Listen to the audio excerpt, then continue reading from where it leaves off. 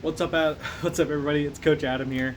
We're going to go over actual technique for learning how to strike more effectively as a team. So the first thing I look at, and I think is the most important, is our accuracy. And the reason being that is, it doesn't matter how hard you strike somebody if you're hitting them in a bad location, or when you strike them, it goes into an illegal location, right? So we want to be as accurate as possible. The first major component of that, in my opinion, is when we're swinging, how we're swinging in relation to the sword. So you have your sword here. It has an oval, hopefully oval or almond shaped handle if you're using a one-handed axe. When I hold this sword, I want to line up my knuckles perpendicular to where the target is. So perpendicular being the edge of the blade is flat against the surface of the target. Now it doesn't matter if I'm like this.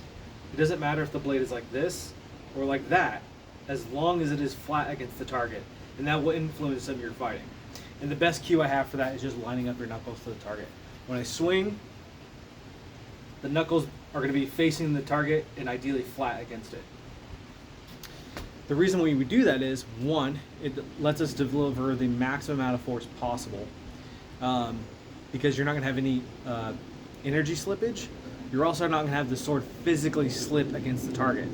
And why that matters as far as accuracy is considered is that if you're aiming somewhere that is next to a dangerous or an illegal area, that will affect your possibilities of getting red carded or not. So when we swing and we land flat, if the sword is not perpendicular and you're aiming at, say, the kneecap or the cuisse, it can go down behind the knee. If you're swinging at the shin, it can go down into the foot. If you're swinging, say, at the helmet and it slips, it goes into the collarbone or goes into the back of their skull. Those are all red cards. We need to avoid those.